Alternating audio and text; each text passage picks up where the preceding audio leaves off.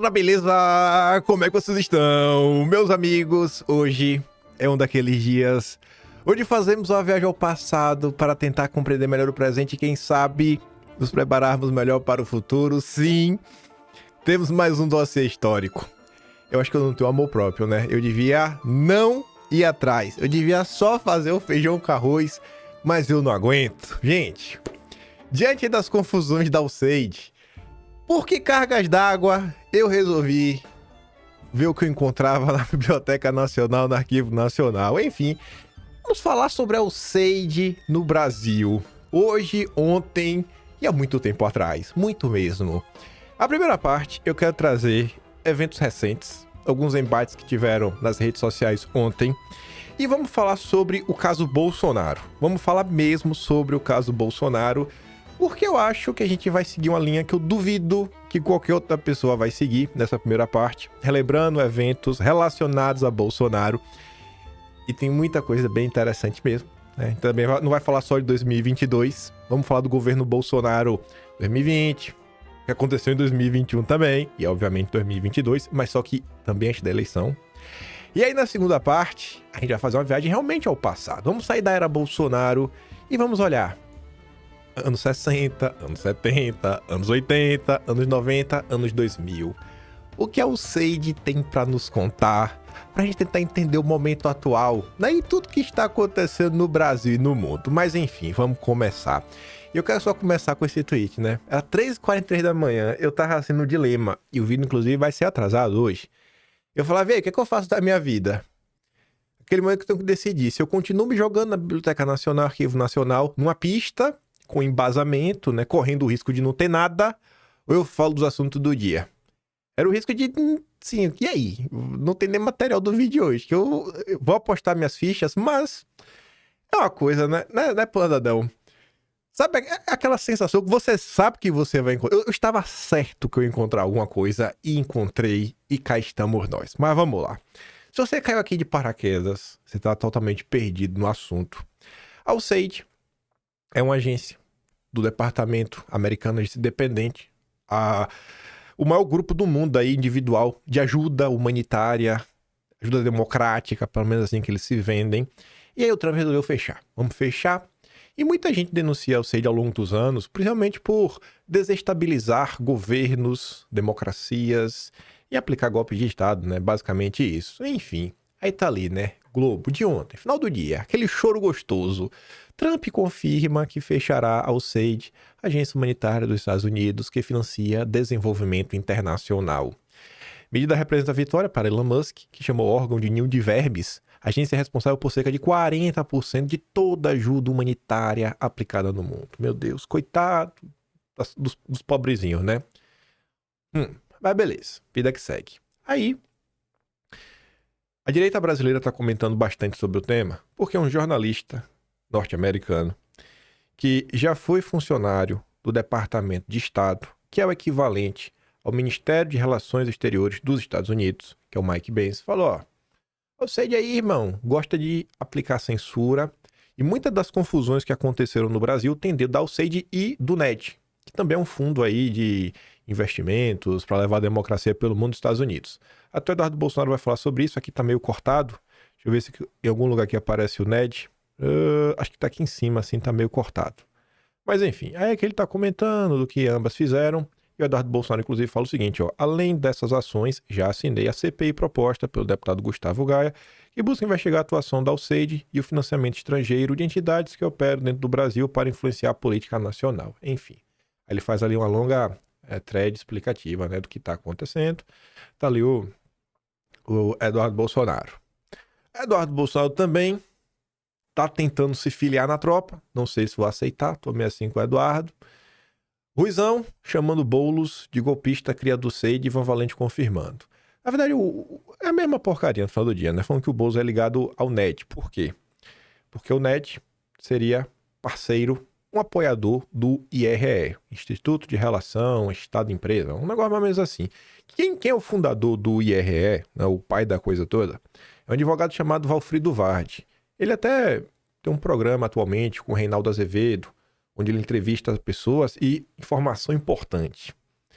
Outro dia falei com a Paula Schmidt, jornalista, ela falou, quando for falar uma coisa assim, chame a atenção. Para prestar, parar tudo e olhar para a tela. Informação importante.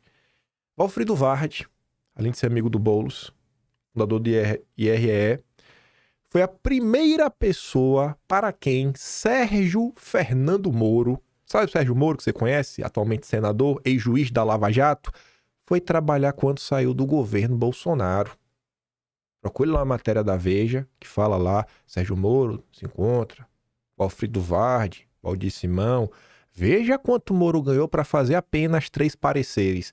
E se pergunte quantas décadas você tem que trabalhar para ganhar a mesma coisa. Pelo menos na época, os valores saíram numa matéria do Lauro Jardim, né, na coluna do Lauro Jardim lá no Globo. Aí, o Ivan Valente confirmando, por quê? Porque o Ivan Valente fez aquele tweet. Descaso, Musk e Trump querem destruir a vida no planeta, pretendem fechar o SAID, agência do governo americano que ajuda todo mundo. Meu Deus! Acusou o golpe, né? O PSOL acusou o golpe. Esse aqui já é da tropa. Esse aqui já chegou quando tudo era mato. Flávio Bolsonaro também tá ali, né? E não é que Ruizão já denunciava mesmo esse monstro da USAID há tempos? E aí o Ruizão, inclusive, foi falando o seguinte, né? E tem gente da esquerda chorando aí pelo fim da USAID. Ele estava se referindo, obviamente, ao Ivan Valente. Até por isso é que o Eduardo Bolsonaro deve ter visto o tweet. Aí ele fala, né? Eis aqui aonde leva a política pró-imperialista da esquerda. Leia a palavra pró-imperialista como pró-globalismo. Não fica preso ao termo. Sempre falo isso. Não fica preso. Tenta entender o que o povo está falando. Enfim, eis aqui onde leva a política globalista da esquerda. Ivan Valente defendendo o maior instrumento golpista do globalismo em todo o mundo. Uma fachada da CIA financiadora de golpes de Estado em todos os países do mundo. Quem poderia esperar outra coisa do pessoal, né? Eu não espero, mas vida que segue. Aí, setores do Brasil que estão fora da bolha dita da direita, mas não é um pissolista maluco. Temos aqui o Castanho e o Glauber. Os últimos meses estão produzindo uma verdadeira depuração, tanto na esquerda quanto na direita, dos que defendem o interesse nacional de acordo com suas convicções, daqueles que são comprados por interesses internacionais. A abertura dos arquivos da USAID podia ajudar nisso. Tem uns políticos da dita direita bem críticos a Bolsonaro, cheio de princípios e valores, que estão em silêncio sobre o tema. E é curioso porque tem uma dessas figuras que o histórico delas assim, é bem próximo de algumas ONGs, de algumas fundações, principalmente de combate à corrupção, que sempre receberam apoio da USAID, do NED, do Departamento de Estado. E eles estão caladinhos. Caladinhos, né? Não sei por quê, deveriam estar abrindo o bico. Aparentemente, o escândalo da USAID aqui no Brasil faz a direita liberal, lavajatista, internacional, sentir urticárias. E também a esquerda ongueira, cujos partidos, alguns até proíbem serem financiados por ONGs, mas estão sempre lá, dando-lhes apoio e vazão. Interessante, né? Só você ver. No final do dia, são as alas mais liberais. O liberal progressista da esquerda, tipo Tabata Amaral da vida, Ivan Valente, pessoalistas, e os liberais da direita, os liberais intergalácticos. Aí você vê aqui, né? Até essa menina até escreve uns textos bacaninha na Folha de São Paulo, normalmente aos domingos. Tá sempre aí defendendo a liberdade de expressão. Mas é meio liberal, né? E ela tá ali, uma das indignadas. A USAID, fundada em 61, que o Musk quer acabar. Ajudou a alimentar a família da mamãe na periferia de Belém. Vovó, semi-analfabeta, mandou o marido alcoólatra embora e criou 7 filhos trabalhando como lavadeira. A USAID entregava o leite das crianças. Musk é uma besta desumana. Obviamente a USAID ajuda, né? Ela não só faz maldade o tempo inteiro. Mas qual o custo dessa ajuda? O que é que vem com isso, né? Você desprezar o papel político da USAID, porque no seu caso você, poxa, realmente ajudou minha família, cara, pô, beleza, né? Ok, você tem lá uma dívida de gratidão, mas vamos tentar assim olhar o todo, vamos tentar, sabe, tentar separar as coisas e olhar realmente, cara, como essas agências atuam ao redor do mundo. Será que realmente é para ajudar as pessoas? Mas vamos falar sobre isso, né? Aqui a coisa já começa a ficar bem interessante. Aqui não é literalmente sobre a USAID, mas sobre o NED, que também está presente nas denúncias do Mike Benz, que Eduardo Bolsonaro está ali relatando. Né? A USAID é porque ela vai ser fechada. Mas a denúncia envolve USAID e NED. Aí veja só. Estava eu passando no Twitter E o Leonardo Dias fala o seguinte: comecei a procurar o que o Ned fez no Brasil, afinal. Que valores, para quem? Foi aí que percebi que tinha um link que não estava funcionando. Ao clicar, você é levado para a página generalizada da América Latina. Só que depois ele conseguiu achar o link no archive. A gente chega lá. Só que antes de falar disso, só uma ponderaçãozinha rápida para você apenas refletir sobre isso. Vamos voltar a abril de 2023, primeiro ano do governo Lula.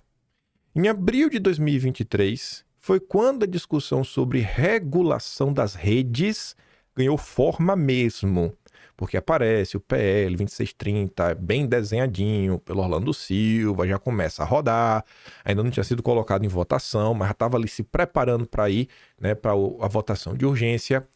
E o que é que aconteceu naquele mês que chamou nossa atenção e pode ter alguma relação, pode ter, não é uma afirmação, com Alceide? Pois bem, naquele mês eu me deparei com alguns tweets do Eduardo Cunha. Um desses tweets do Eduardo Cunha era aquele ali, feito às 4 horas e 51 minutos da tarde do dia 29 de abril de 2023, que é uma foto do jornal O Globo, versão digital. Você vê ali uma foto de um cara muito bonito, de barba, de óculos, um professor Ricardo Campos, aula na Alemanha. O PL das fake news inova ao regular o WhatsApp e Telegram. E olha o que o Eduardo Cunha dizia. Essa é a entrevista ao Globo do verdadeiro responsável pelo texto do PL 2630. Supostamente o PL das fake news. O relator apenas verbaliza o texto. Ele está falando o seguinte: Orlando Silva apenas bota da boca para fora. Quem escreveu mesmo, segundo o Eduardo Cunha, foi o Ricardo Campos. Quando você pegava a matéria do Globo e lia, falava assim, ó: Ricardo Campos foi convidado pelo relator, o Orlando Silva, para assessorar, sobretudo na incorporação de elementos de legislações estrangeiras, principalmente vigentes em países que integram a União Europeia. Se ele escreveu ou não, não sei, mas que ele ajudou, ele ajudou. E aí, qual é o ponto disso tudo? Falei ali, ó, importante, preste atenção.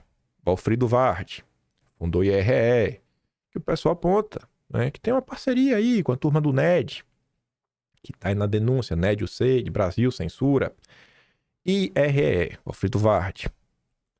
O Ricardo Campos, ele não está no IRE, formalmente. Ele já foi lá, né, bater um papo, como você viu aqui, né, no dia 4 de maio, o IRE lança aí o núcleo de infraestrutura e regulação. Na verdade, não sei nem se... Talvez ele até esteja realmente fazendo parte, né, do IRE. Mas, enfim, o Ricardo Campos, ele se tornou sócio da Vardi Advogados. Então, assim, é só uma coisa engraçada. Um dos sócios do Valfrido Vardi, que fundou o IRE, que tem uma parceria com o NED, foi a pessoa que ajudou o Orlando Silva a desenhar o PL 2630. Coincidências que as pessoas apontam que é o PL da censura.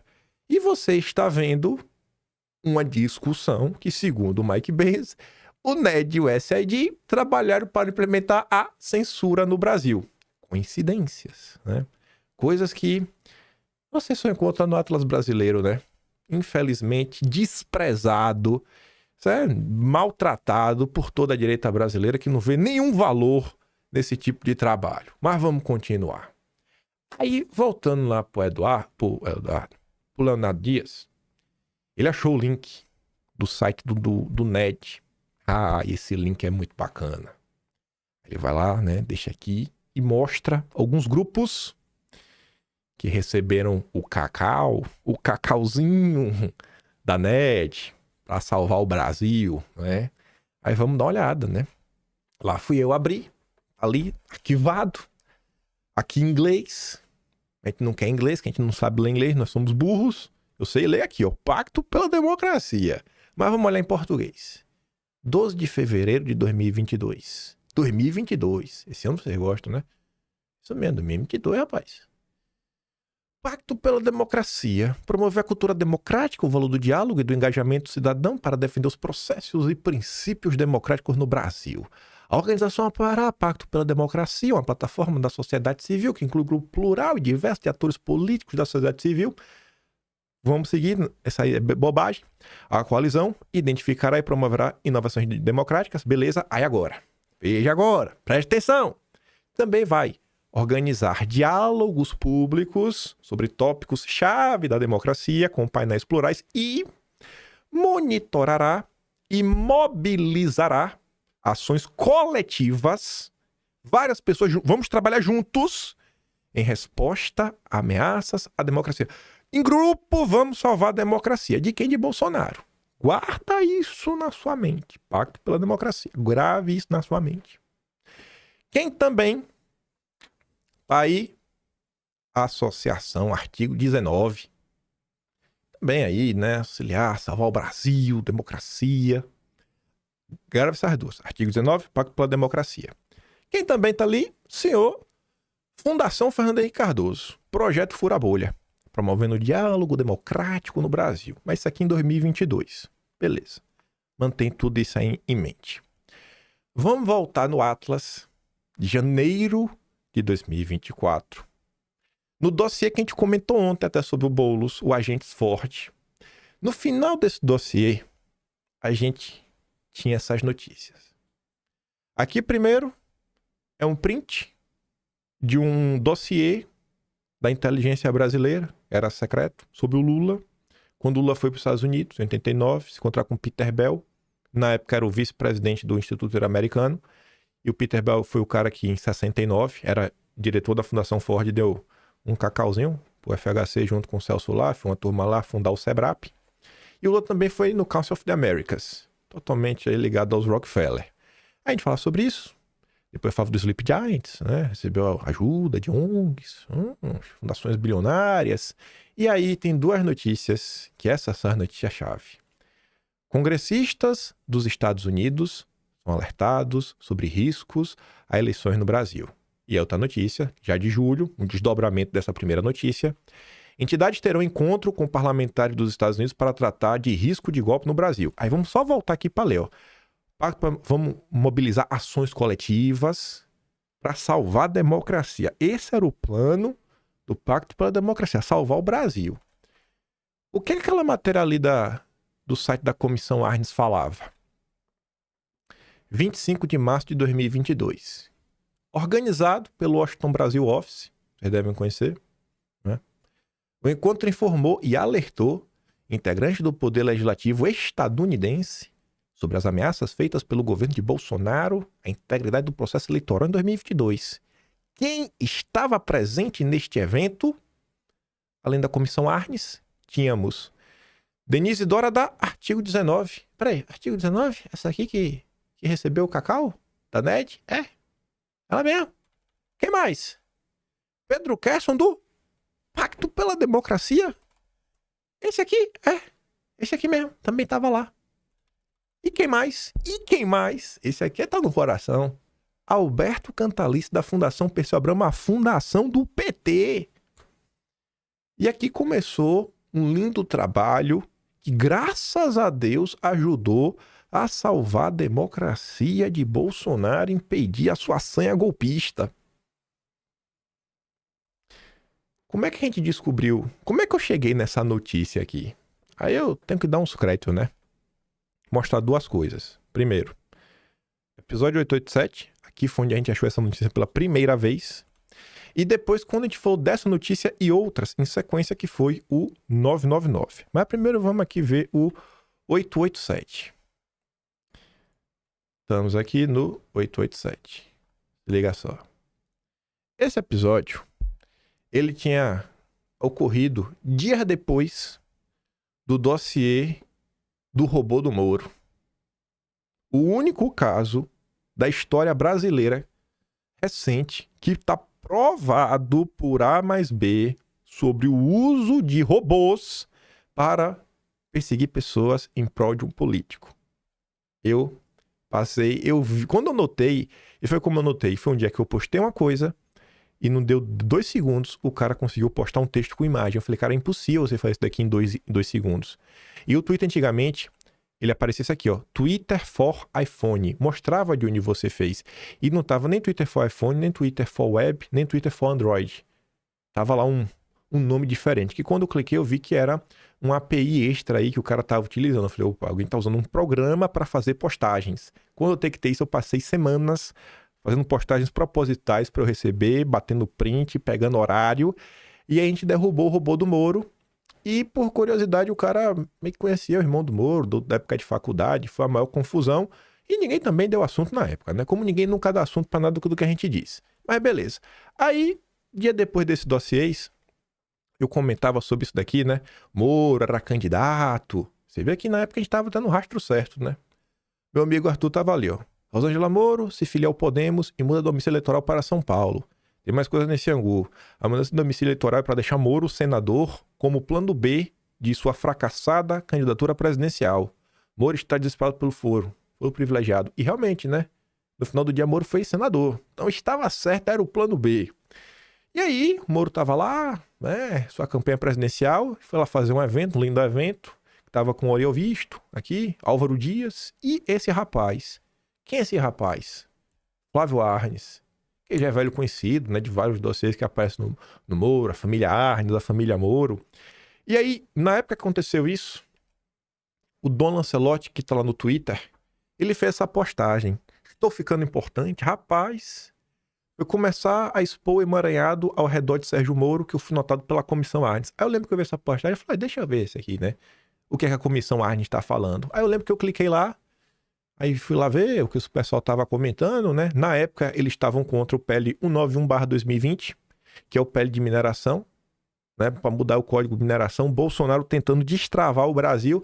Tava lá a Comissão Arnes contra, e aí eu encontrei essa notícia. Eu falei, mas peraí, a esquerda está se organizando no Brasil junto às ONGs para fechar uma parceria com o amigo Biden para salvar a democracia? Que bom, né? Que bom. E aí a gente trazia a notícia na época, né? Participar de 16 assessores, artigo 19, Pacto pela Democracia, Alberto Cantalice, né?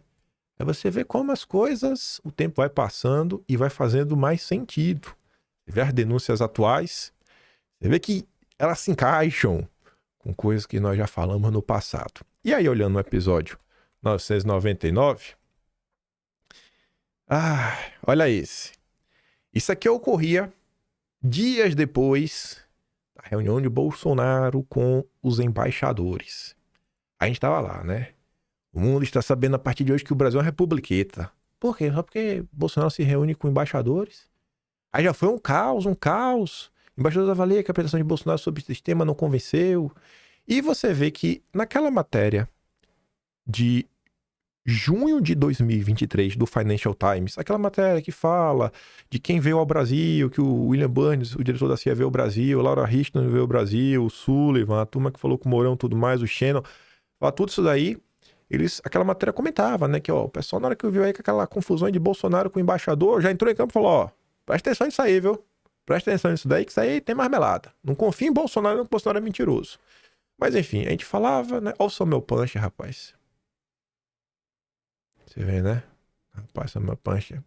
E a gente comentava, né? Entidades terão encontro com políticos dos Estados Unidos para tratar de risco de golpe. Aqui era um desdobramento de vários que tiveram ao longo do ano daquele primeiro encontro. Aqui eles já estavam indo conversar com Bernie Sanders e com Jamie Raskin. Bernie Sanders, só vou ver aqui uma coisa.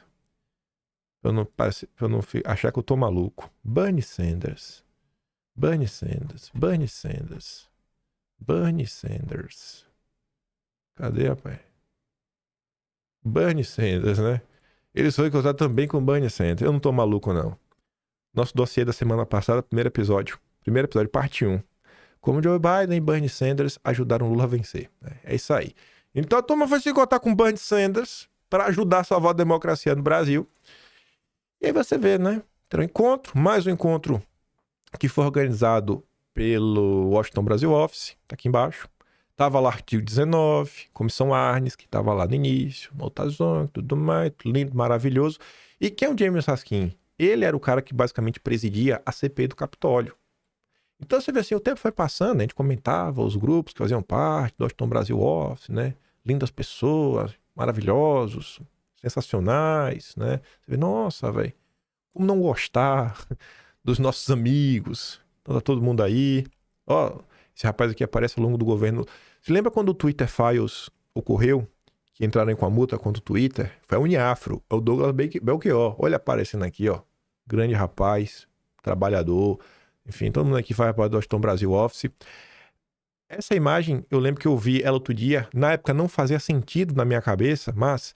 Se lembra daquela funcionária, Daniele, do caso do avião, que depois foi demitida? Ó a Decoté. Olha onde ela tá, ó. Também grandes defensores da democracia. Eu adoro isso, adoro isso. Muito sensacional. Enfim, a gente relembrava, ó, gente, na época, né? Olha, em março a turma se encontrou.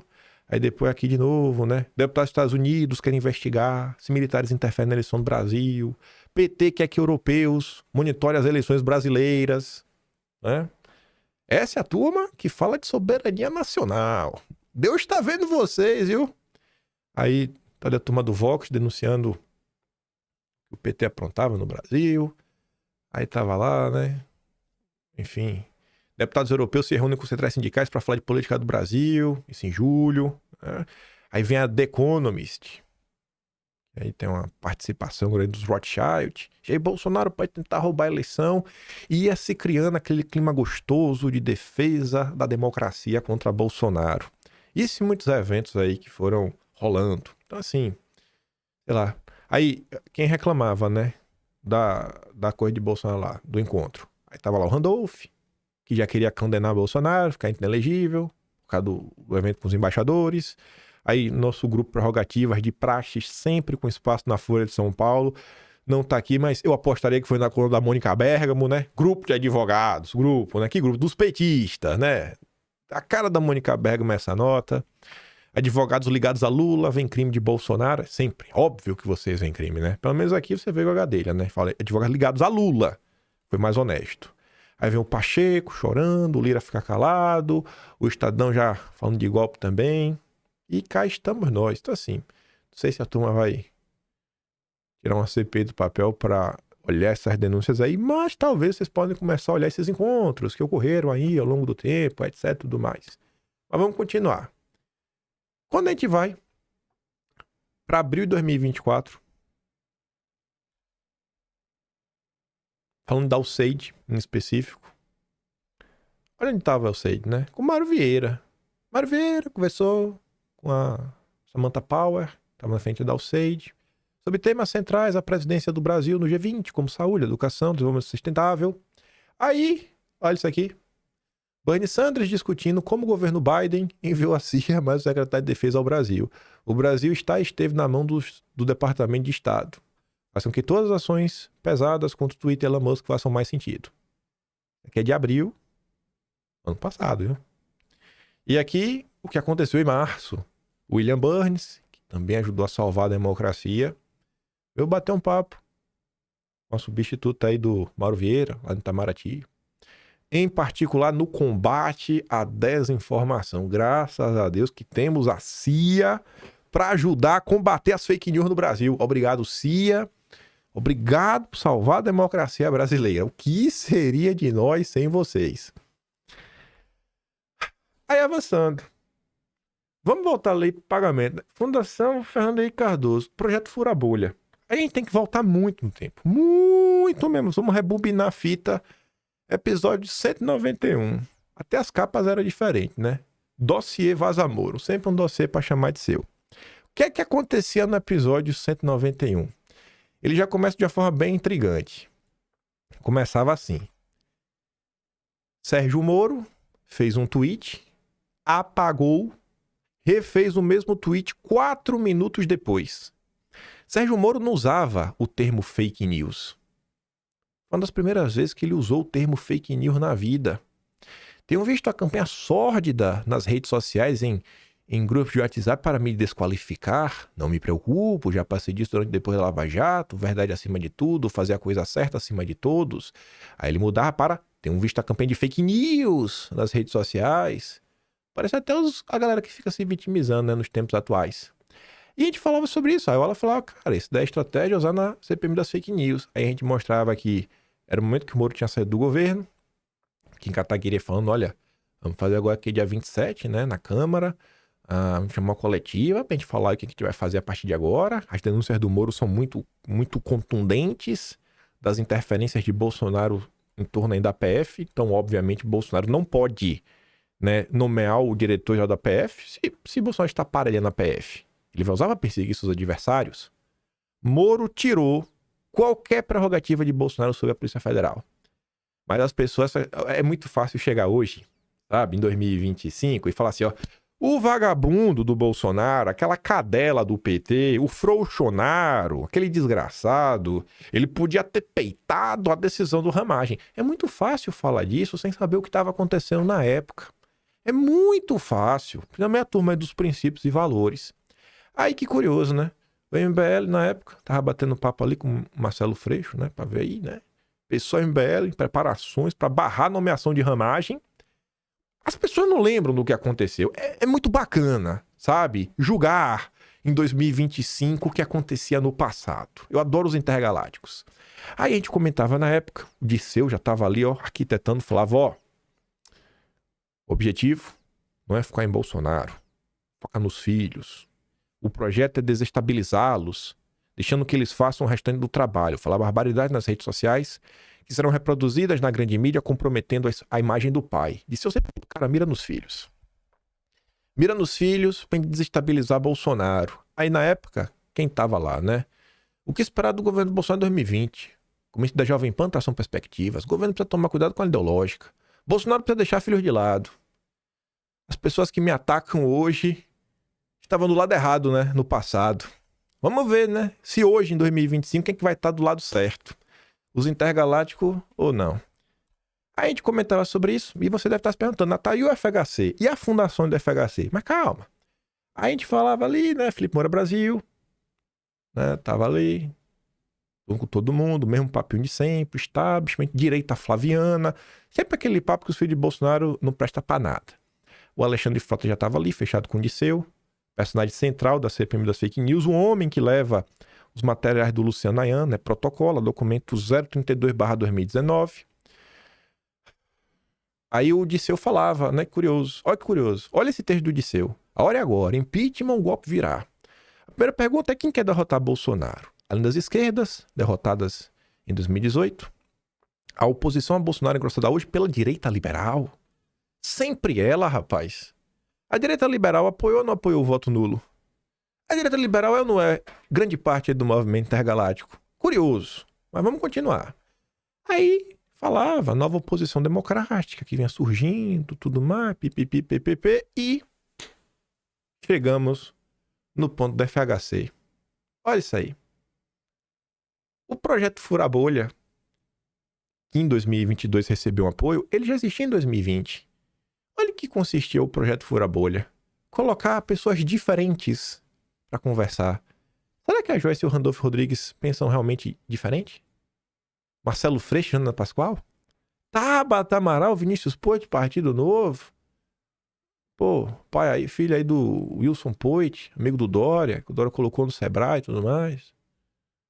Kataguiri, Sandra Bonfim, pô, mas o Kataguiri tava ali, pô, com o Marcelo Freixo, batendo papo.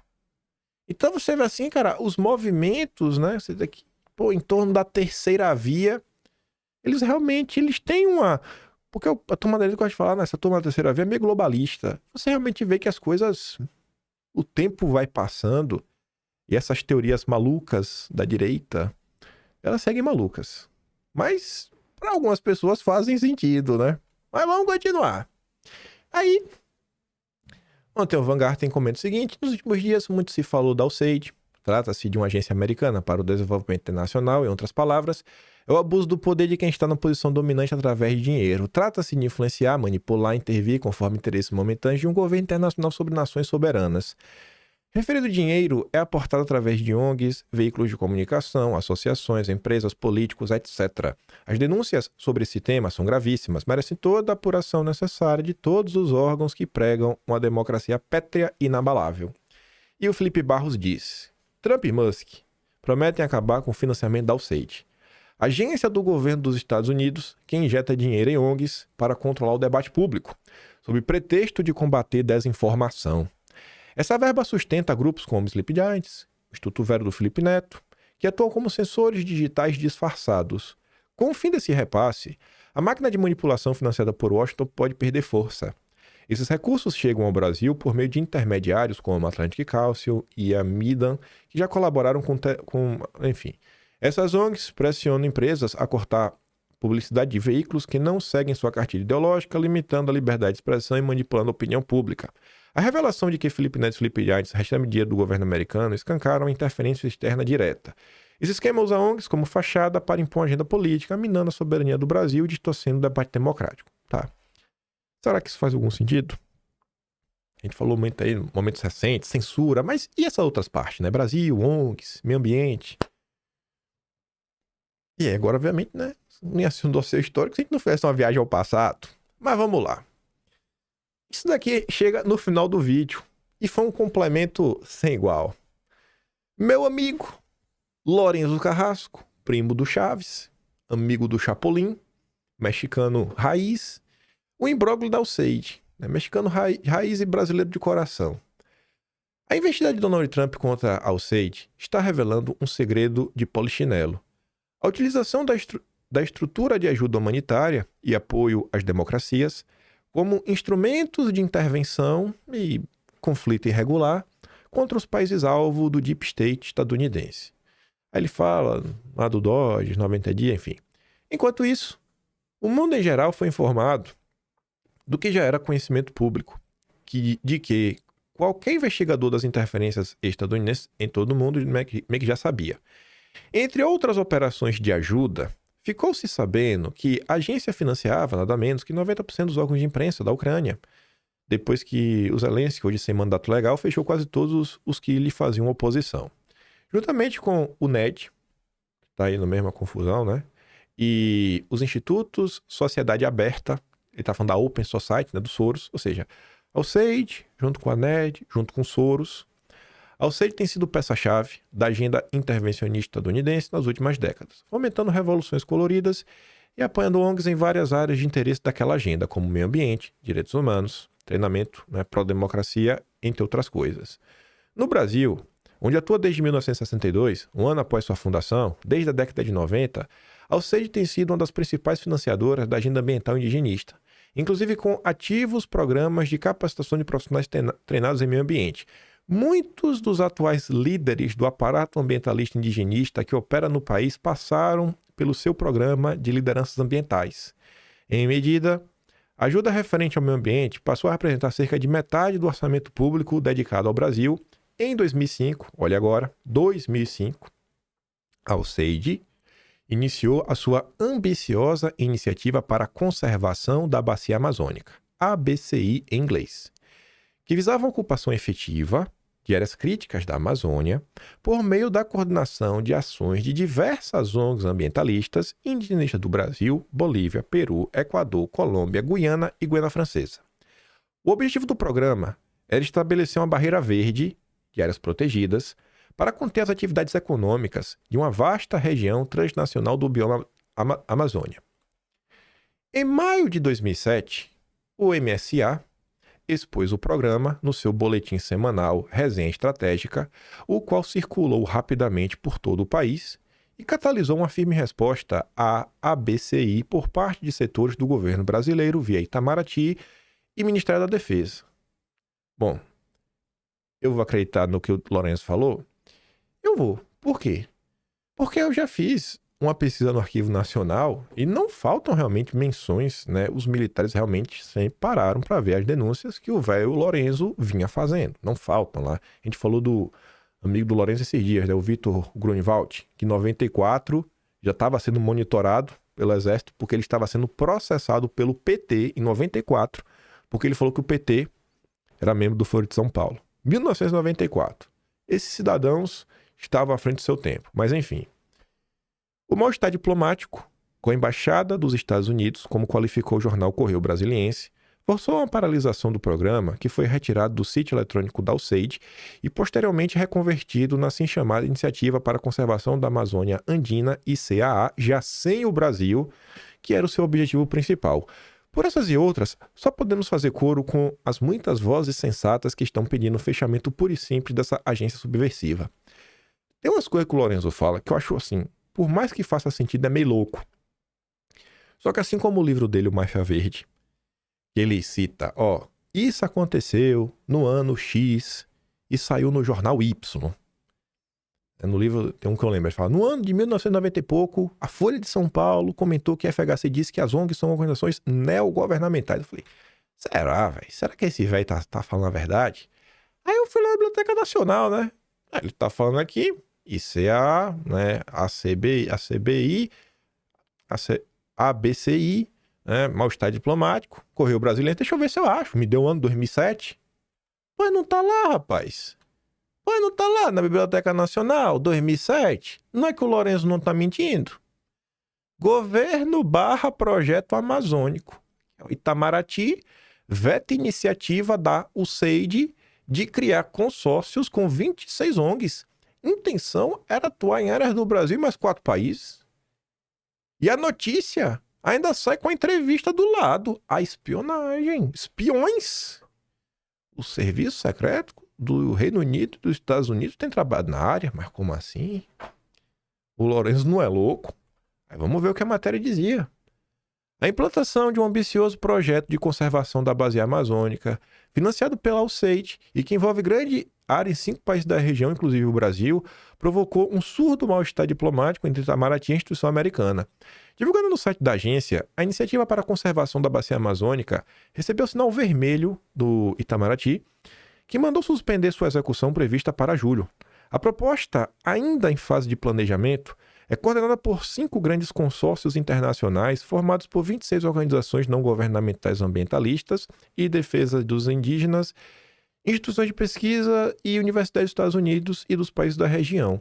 O secretário de Política, Estratégia e Relação Internacional do Ministério da Defesa, general Maynard Santa Rosa, vai enviar nos próximos dias ao Itamaraty e a outros ministérios responsáveis pela gestão da região norte um parecer recomendando a paralisação de qualquer iniciativa das ONGs no lado brasileiro. O parecer será contrário à implementação porque ele contraria os interesses nacionais. Estamos elaborando um documento que será entregue a todos os ministérios envolvidos com o assunto. O Ministério das Relações Exteriores exigiu da USAID a suspensão da iniciativa. Segundo o Departamento de Comunicação Social do Itamaraty, o projeto já teria sido cancelado, tanto que a agência retirou o texto do seu endereço eletrônico na internet. Toda a denúncia do Lorenzo lá no Twitter se confirma. O governo brasileiro não ficou satisfeito com a forma como a iniciativa foi apresentada e chegou a criar um grupo técnico interministerial para analisar a proposta. O resultado do Itamaraty ficou a cargo do trabalho ficou a cargo do Itamaraty, que proibiu seus diplomatas de se manifestarem sobre o tema. O que mais assusta militares é a definição de áreas escolhidas pelas ONGs para serem preservadas como reservas ambientais ou terras indígenas interfronteiriças, com demarcação de corredores ecológicos intocáveis e previstos para ocuparem grandes áreas vizinhas de alguns países. Militares consideram preocupante a atuação das ONGs e instituições privadas estrangeiras de pesquisa e negócio em diversas áreas, da fronteira do oeste da Amazônia, previsão de relacionamento institucional entre a coordenação do projeto e a Organização Tratado de Cooperação Amazônica. Outro temor dos especialistas em meio ambiente, no governo, é quanto ao controle do fluxo de informações sobre a biodiversidade brasileira, coletadas pelas ONGs, contratadas e pagas pela USAID, para atuarem simultaneamente em terras brasileiras e nas dos vizinhos amazônicos. Os consórcios apadrinhados pela agência americana estão sendo coordenados pelo Instituto Internacional de Educação do Brasil, que não foi informado oficialmente da decisão do governo de barrar o projeto. A USAID retirou o projeto da internet, o escritório da agência no Brasil informou que também não foi notificado formalmente pelo Itamaraty. Veja só, né? Grande USAID. Parece que não é tão maluquice assim essa história de agenda verde.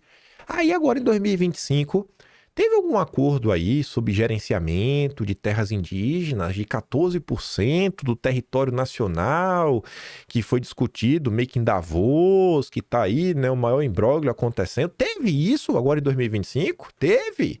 Uma empresa aí que cresceu vertiginosamente no mercado, suas ações cresceram de forma vertiginosa e que, assim como a Alceide, a direita liberal não abre o bico. Não abre o bico para falar desse caso. Deus tá vendo vocês, viu? Aí tá ali. Por que o senhor considera arriscada a atuação de ONGs na Amazônia brasileira? Ele tá comentando basicamente o que você já sabe. Tá ali só em tamanho uma entrevista. Quiser ir dar uma pausa, dar uma lida. Porque temos que continuar voltando ao passado. A gente vai voltar muito agora. Tinha uma coisa que eu já tinha escutado, mas me dava uma preguiça de ir atrás. Porque eu sabia que se eu fosse atrás, ia virar um dossiê histórico. Maldita hora que eu fui atrás. Aí virou vídeo hoje. Talvez vocês gostem, mas pra mim, eu já tô pensando no trabalho.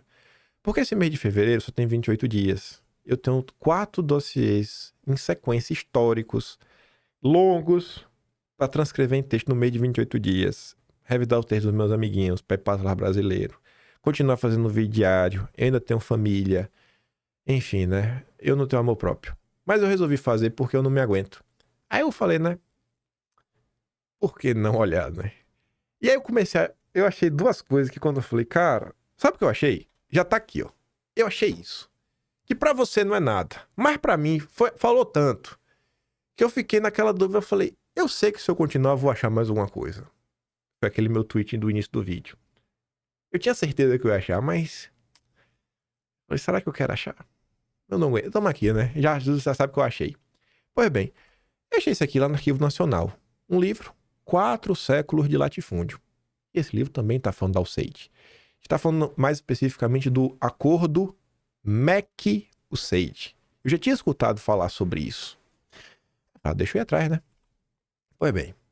Governo Castelo Branco, assunto aí dos dossiês da semana passada, procurou logo de saída desobstruir o Ministério da Educação, removendo os obstáculos que se antepunham à americanização do ensino, fê-lo afastando ou isolando os melhores técnicos, prendendo ou demitindo os funcionários mais nacionalistas e carregando para o ministério que havia de mais medíocre e comprometido com o governo norte-americano, com o comércio educacional e com as oligarquias nacionais.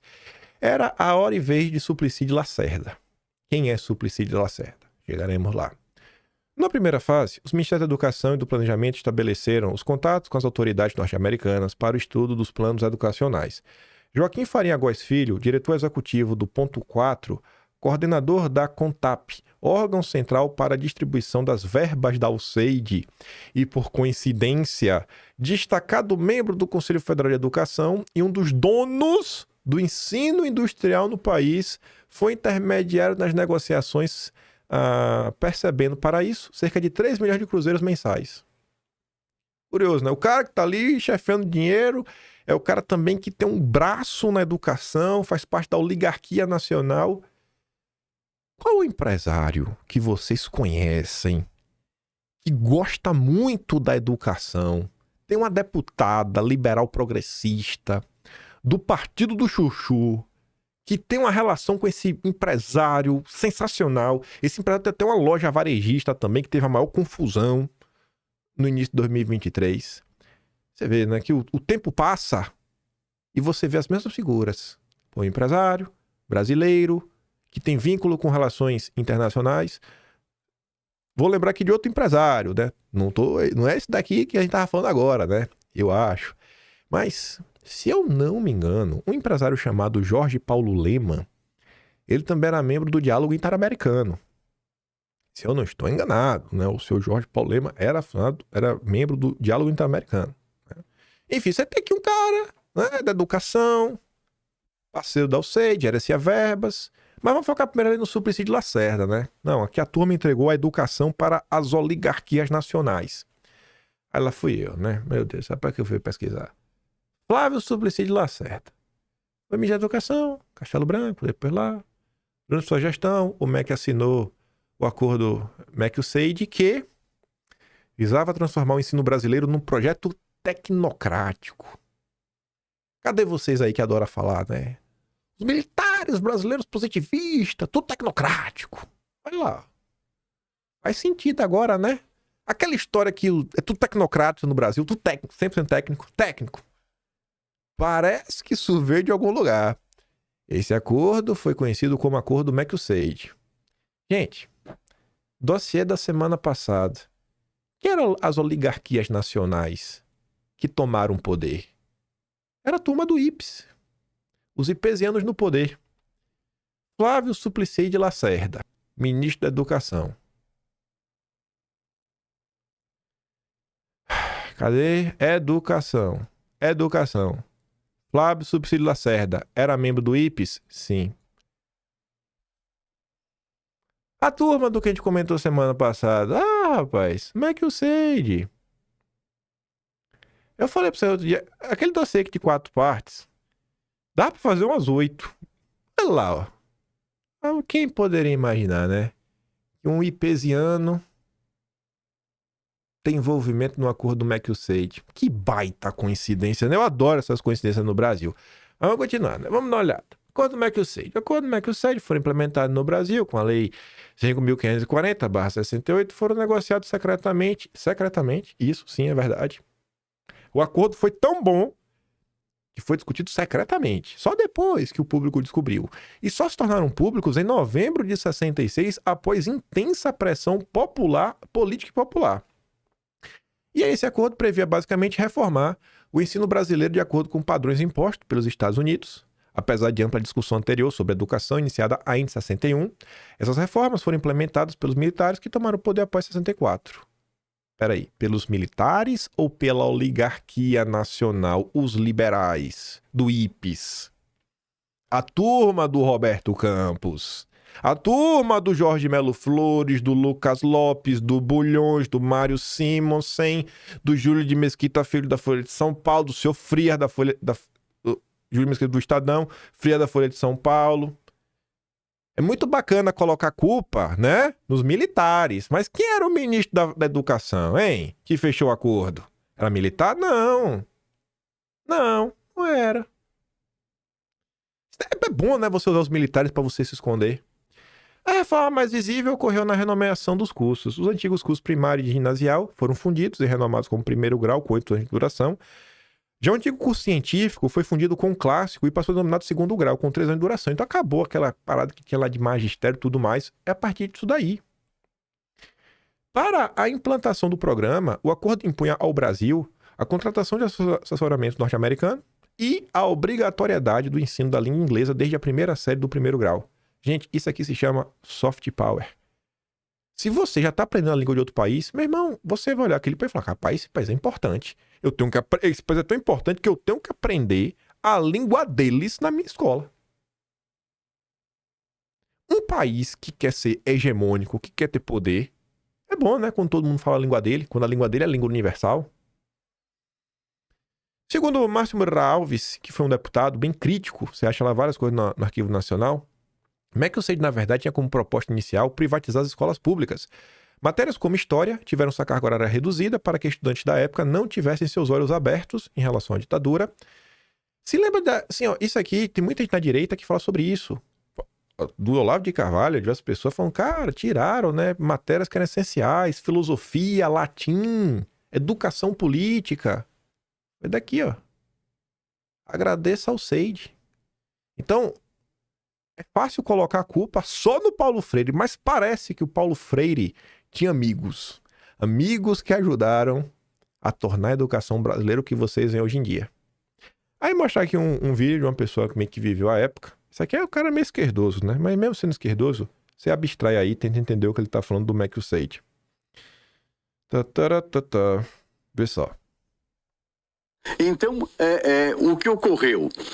Os americanos vieram com a proposta de tentar achar uma saída para mudar esse modelo e criaram um modelo do first, second, third grades norte-americanos. Acabaram com o primário, com o ginásio, com o liceu, com o colégio e com a faculdade. Então, o nosso ensino, que era o modelo francês, ele foi substituído por esse modelo norte-americano. Então, a partir daí, você muda totalmente o enfoque do ensino, a qualidade da formação.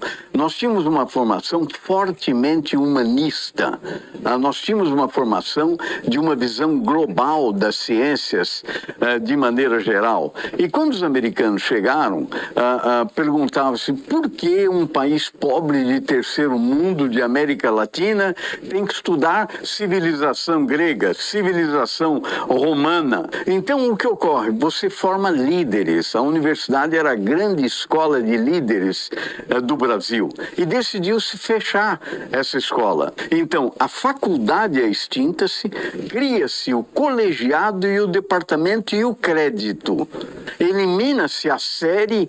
Eliminando-se a série, você elimina a turma e cria-se dificuldade física, geográfica, para os créditos. Então, você tem um crédito num extremo do campus, a hora que toca o sinal, o próximo crédito é no outro extremo, você tem que sair voando. Se você estuda engenharia, você está fazendo lá cálculo 1, o colega da sua direita é da física, o da esquerda é da engenharia civil, você é da mecânica, o de trás é da matemática. Ninguém se conhece, eles embaralhavam propositadamente os alunos para que não se encontrassem, não se reunissem e não criasse o espírito de corpo. Por outro lado, o coordenador de colegiado passa a ser o responsável didático-pedagógico pelo curso, mas ele não é o chefe administrativo do professor. O chefe administrativo do professor é o chefe de departamento, mas não é responsável pela parte didático-pedagógica. Então, você tem o aluno tem um problema com o professor e o coordenador dizia, realmente é um problema sério, mas eu não mando no professor. Ia lá, é o chefe de departamento, ia no chefe de departamento, é um problema sério, mas eu não cuido da parte didático-pedagógica. Criaram o caos. Havia ainda um outro complicador para a ditadura, o diretor. Quem era o diretor? O melhor. Bom, essa mistura chamada Macuside resultou do quê? Numa escola com muito maior flexibilidade, abandonamos aquela formação sólida, ficamos com verniz e hoje eu tenho vergonha de dizer, eu encontro alunos no curso de doutorado onde eu dou aula que não sabem escrever. Se você olhar para essa burocracia toda que mudou, né, realmente faz sentido e algo errado não está certo. Mas vamos continuar. Aí eu continuei lá, né? Ministério da Aeronáutica, Estado-Maior, Subchefia de Informações, era confidencial, não é mais.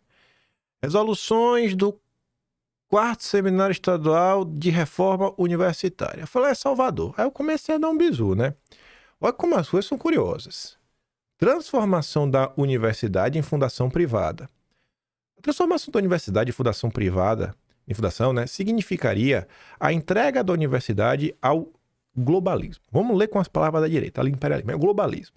Pois só os grupos monopolistas do capital internacional terão condições de manter e orientar as universidades transformadas em fundação, levando à progressiva privatização do ensino superior. Vamos parar para pensar.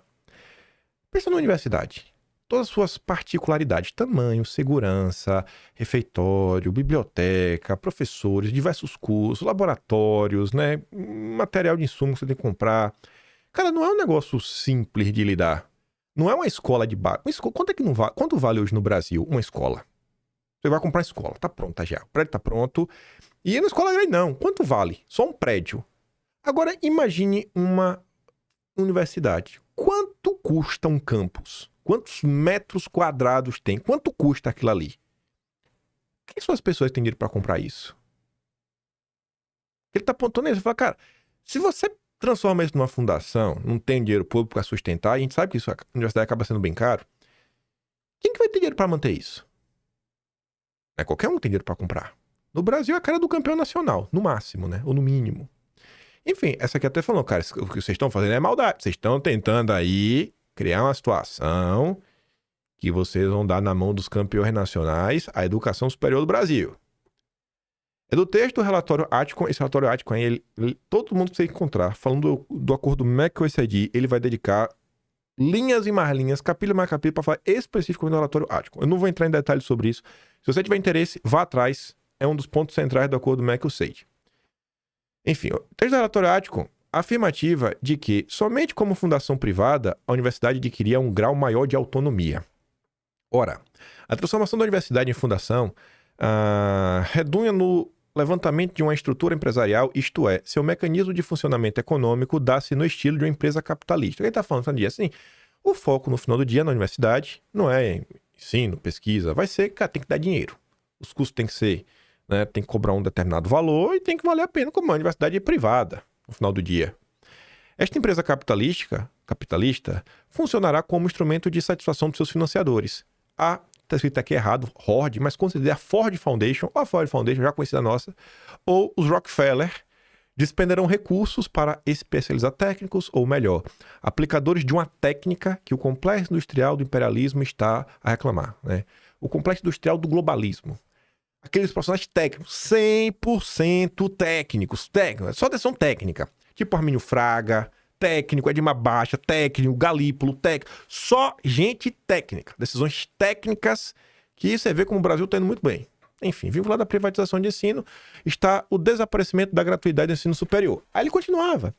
O acordo do MEC-OECD e o relatório Atkin, ao propor a suspensão do ensino superior gratuito, fornece um elemento decisivo da elitização da universidade, correndo para promover o confinamento da cultura e eliminando a possibilidade de criação de um ensino superior organicamente vinculado com a realidade brasileira. Por lá para baixo, é preciso, portanto, seguindo o raciocínio, desenvolver uma filosofia educacional tecnicista em prejuízo e contradição com as grandes aspirações sociais do nosso povo. O estudo científico, alheio às práticas criadoras e aos interesses nacionais, mas exercitado no sentido de fornecer quadros técnicos absorvíveis nos esquemas industriais dos Estados Unidos, é toda a filosofia do tecnicismo econômico. São os ortodoxos da economia, vamos falar assim. Então você vê, cara, o que estava sendo proposto lá. Se você parar para olhar, mesmo sem as universidades serem privatizadas, eles continuaram avançando com essa agenda via SEBRAP, lá com o Fernando Henrique Cardoso, denúncia do próprio Milton Santos, um geógrafo conhecidíssimo na esquerda, como a academia brasileira, né, virou basicamente um puxadinho do globalismo, das ideias globalistas. Lá no Arquivo Nacional eu achei, no Ministério da Guerra, um inquérito. O inquérito dos atos antidemocráticos do MEC-OECD. Gente, é basicamente isso mesmo, sem brincadeira. Uma coisa que me passou uma percepção é a palavra subversão. Subversão parece um antidemocrata hoje. Não é que a galera tava trocando um bang, não. O pessoal basicamente tava reclamando do acordo do MEC-OECD. O pessoal foi papo, porque na Kombi tinha uma revista. Aí eu fui lá ler o inquérito, né? Mas enfim, apurar atos atentatórios à segurança nacional, figurando como indiciados César Rono de Pereira Gomes, Luiz Cláudio Nogueira Muniz, José Antônio Gorza Figuiaton, Irã Caetano, Zélia Malusa Stein e outros. Aí beleza, fui lá dar uma olhada, aí tá ali, ó. Perguntado qual a participação do seu César do Congresso Nacional, respondeu que César usou da palavra no plenário para expor seus pontos de vista sobre o acordo do MEC-OECD, demonstrando ser contra a política federal estudantil que adotou no referido acordo por considerar o contrário aos interesses da classe. Você não podia ser contra esse acordo, não. Os milicos iam te pegar. Enfim, perguntado se conhece a lei Suplicy Lacerda, o acordo do MEC-OECD e a reforma universitária da UFES, respondeu que só conhece a reforma da UFES, por intermédio dos estatutos e revista da UFES. Perguntado em que resume seus conhecimentos de reforma universitária, respondeu que leu em jornais, revistas, publicações, né, e tudo mais. A gente vai falar isso aqui, lei Suplicy Lacerda. Aí, outro inquirido lá, né? Diz que sabe informar que a Kombi da Faculdade de Filosofia era usada para ir a Cachoeiro de Itapemirim, Pujuçara Lins e Domingos, que Domingos utilizava para transportar impressos confeccionados naquela cidade, que em determinada ocasião viu quando Domingos chegava de Cachoeiro na Kombi transportando a revista cultural referente ao acordo do MEC-OECD. Era um crime você ter uma revista que falasse desse acordo. Essa lei Suplicy Lacerda é uma coisa curiosa. O nosso garoto do IPS, né? Flávio a Subsi Lacerda. Entrou em vigor essa lei em 64 e essa lei buscava substituir entidades estudantis. Era basicamente uma lei que colocava fim à UNE e outros órgãos aí, outras uniões estudantis. A nova lei vedava aos órgãos de representação estudantil qualquer ação, manifestação ou propaganda de caráter político-partidário, bem como incitar, promover ou apoiar ausências coletivas aos trabalhos escolares. Além disso, a lei procurava limitar e desincentivar a participação das diretorias das entidades, tornando inelegíveis os estudantes repetentes, dependentes ou matriculados em regime parcelado, proibindo o abono de falta pela participações no DEAS. O governo, pela lei, estipulava que os reitores de universidade ou diretores de faculdade incorreriam em falta grave se tolerassem o não cumprimento das novas normas da lei por ação ou omissão. Assim, no início dos anos 70, poucos eram os estabelecimentos de ensino superior onde existiam diretórios acadêmicos sem controle do governo. Então, até para quem fala aí, a turminha do IPES aí, né, tentou fazer de tudo para controlar qualquer atividade subversiva nas universidades. Mas vamos continuar. Você vê, né? 82. Processo informativo versando sobre Otoniel Cavalcante, antirrevolucionário, preso e autuado em flagrante no dia 19 de agosto de 68, quando participava ativamente do movimento de agitação estudantil ocorrido em Goiânia. Na PF, declarou que é por convicção anti-americanista e contrário ao acordo McSade, que participou de uma assembleia estudantil objetivando elaborar planos de ação do movimento de agitação estudantil marcado para aquele dia. Então foi reclamar, teve preso. Toda pessoa que tome conhecimento deste documento ficará responsável pela manutenção do seu sigilo. Eram os inquéritos da época, né? Teve preso. Aí eu continuei, né? Deixa lá na Biblioteca Nacional. Aqui eu nem vou me aprofundar muito, deixo só de sugestão para quem quiser olhar. Jornal Tribuna da Imprensa. Eu fui no Tribuna da Imprensa porque... Não vou explicar por que não. Não vou explicar minhas técnicas de achar o que eu estou procurando. O CEIDE controla também a alimentação do brasileiro. O CEIDE esteve envolvido em determinado momento a discutir regras para estocagem de carne. É mole. Onde é que está a soberania nacional? Em 1975, o senador pede exploração de potássio lá no Sergipe. Potássio. Sabe potássio? Aquele mineral importante para ser utilizado na confecção de fertilizantes, que Bolsonaro foi lá na Rússia para garantir para o Brasil, e que o Brasil poderia ser autossuficiente se explorasse lá algumas regiões, mas não deixam. Pois bem, a pronta definição da política de aproveitamento das ricas jazidas de potássio sergipano, que permitiria a implantação no estado de unidades produtoras de barrilha, né? Após salientar que o problema do potássio não é novo, nem inédito, realmente não é novo, né? Passados aí 50 anos? 50 anos depois continuamos com o mesmo problema? Sim, Nossa senhora! Sergipe continua esquecido, frustrado, pobre. Augusto Franco, era o senador na época, diz que foi ignorado o projeto de aproveitamento das jazidas de salgema e potássio sergipanas, elaborado por força do convênio assinado em 62 entre a ONU e a SUDENE, né? Bendita ONU!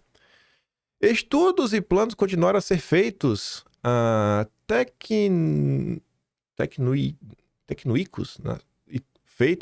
Técnicos nacionais visitando Sergipe, dias e sonhos perdidos na formulação de projetos malogrados.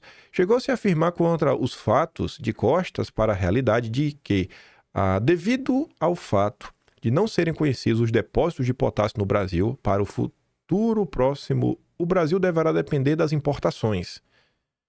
O Brasil depende até hoje.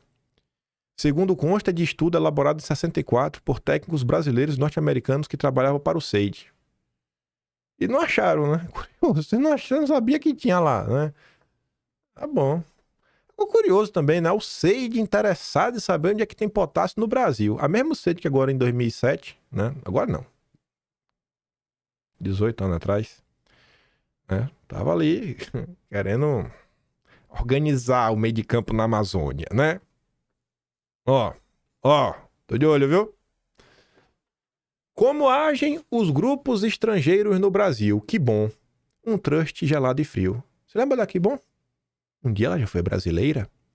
E aí o jornalista Hélio Fernandes, rapaz, faz a denúncia que eu fiquei, minha nossa. Ele fala assim, né? A Que Bom já foi realmente brasileira há mais de 20 anos, mas hoje é controlada inteiramente pela General Foods, um dos mais terríveis trusts com acusações de avidez e de crueldade, lá mesmo nos Estados Unidos. Aí ele falava assim, ó: quem visita a fábrica da Kibon vê um aviso bem grande. As máquinas da Kibon custaram 150 bilhões de cruzeiros e foram financiadas pela USAID.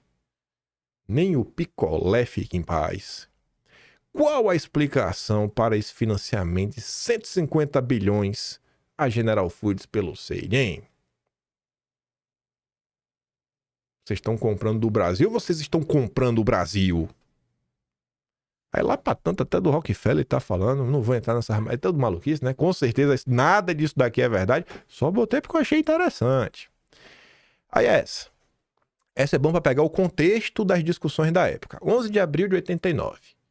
Lá mesmo em Washington, o jornalista I.F. Stone percebeu o aparente paradoxo. Enquanto Eisenhower envolvia-se no plano doméstico, numa disputa com McCarthy, em Caracas, Foster Dulles, sim, o pai do Dulles impõe à América Latina a resolução destinada a estender o macartismo ao resto do hemisfério através de uma ação conjunta pela segurança e contra a subversão. O texto da resolução macartista foi incorporado ao EA em 14 de março de 54, com o apoio entusiástico das ditaduras Somoza, Trujillo, Batista e companhia, permanece em vigor até hoje, embora elaborado casuisticamente para favorecer na prática a invasão da Guatemala. Os efeitos da ação conjunta contra a subversão comunista prevista na resolução podem ser avaliados através da articulação dos órgãos de segurança do Cone Sul-Americano sob expressão de Washington nas 2 décadas seguintes ao golpe de 64. Aí vem agora. Último parágrafo. A experiência teve tonalidades diversificadas em cada país. Algumas ditaduras foram mais longe, o Brasil copiou com certa sofisticação até os rituais macartistas de purificação, facilitados aqui pela prática sistemática da tortura, ensinada por mestres norte-americanos como Don Mitritone, mediante programas da USAID. O que tem interessante aqui, sei lá, fato, etc., é que a USAID, ela não é novidade. A USAID é mal vista no Brasil e assim, por influenciar governos, decisões, há mais de década, gente. Há mais de década. Só que o brasileiro não conhece a sua própria história. O brasileiro não conhece a sua própria história. E aí, é aquele paradoxo, né? Quanto mais burra a pessoa é, menos ela percebe que ela não tem inteligência, porque ela sente falta, ela é tão burra que ela não consegue olhar pra frente. Agora veja, quanto mais conhecimento você tem, mais você tem certeza que você não sabe de nada, porque você consegue entender quão complexo é o mundo. O brasileiro não sabe sua própria história. E aí, pra gente chegar aqui quase nos finalmente, 7 de março de 97. Vilipêndio transcendental, a política de desmonte do Estado. Essa matéria podia ter sido publicada hoje. As nossas atuais elites dirigentes, organicamente constituídas, são transcendentes quando refletem em seus comportamentos os resíduos socioculturais do colonialismo e do parasitismo escravista que as põe fora do tempo e do espaço. Não tem, pois, por se manterem em desacordo com a realidade, porque intelectual e eticamente desestruturadas, a mínima condição de exercitar reflexão crítica, não só em relação a conveniências ou não conveniências no plano nacional, como de perceber sua própria realidade marcada por subserviência em benefício de um parasitismo oportunístico. As elites brasileiras são parasitas e oportunistas. Campeões nacionais. Nada mudou. Portanto, na sua transcendência ética, se comprazem em vilipendiar a nação. Mudou nada.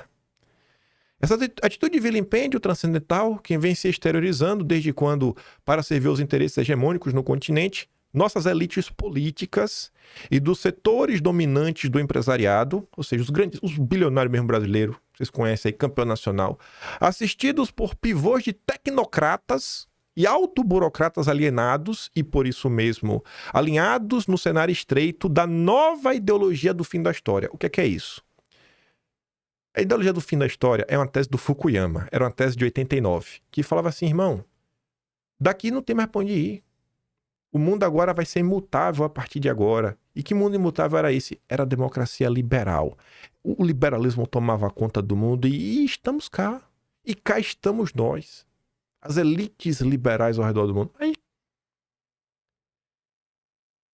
consagradora do mundo, de um só, Adotaram a política de desmonte do Estado, a começar pelas privatizações de empresas estratégicas, até mesmo em desacordo com algumas das teses defendidas e aceitas na conferência realizada em Washington sob os auspícios do SEID. Assim, cara, a elite nacional, a elite brasileira é tão ruim que até assim, a reunião que tem lá, que até o SEID não é tão assim, vocês conseguem ser pior, vocês conseguem fazer coisas no Brasil que nem as elites estrangeiras estão dispostas a fazer com países dele. E aí, pegando essa coisa do fim do mundo, eu gosto dessas coincidências. Ontem eu me deparei com esse tweet. As esquerdas sul-americanas caíram no conto do fim da história. E caíram tão fundo que seguem operando naquela lógica contra todas as evidências. Estou ansioso para começar meu doutorado e estudar a fundo a esquerda reformista da América Latina. Acho um assunto de vital importância hoje. Quando se pensa em esquerda no Brasil hoje? Gente, não tem mais aquela esquerda comunista. Vamos fazer uma revolução, implementar o socialismo. Não tem mais isso. A cara dessa nova esquerda é Tabata Amaral, Guilherme Boulos, ambos queridinho de banqueiro. Um dos maiores apoiadores da Tabata Amaral é Armínio Fraga. Um dos maiores apoiadores do Boulos é a família Bracher, do Itaú Unibanco. Lula com seu pacote de transição energética, Revolução Industrial 4.0, que é a tese do Klaus Schwab. É a tese do Klaus Schwab, tem livro disso. O Haddad lança esse programa, acho que em abril de 2023. O que tá acontecendo, cara? Realmente. Então, quando ele fala assim, é a cara da esquerda, é esse cara. É o Ivan Valente do PSOL. Meu Deus, o SEID será fechado. E agora, o que será do PSOL? O brasileiro não conhece a sua história. Não conhece a sua história. Os grupos políticos não conhecem a sua própria história.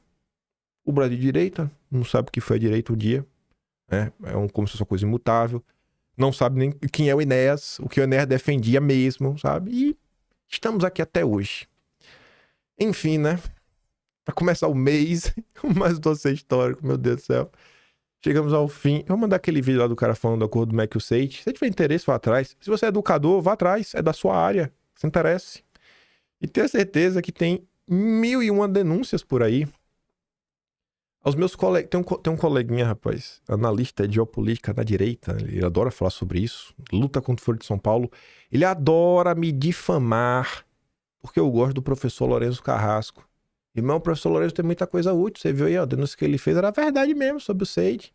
Lê lá o livro dele, pô. Máfia Verde, tem muita coisa interessante.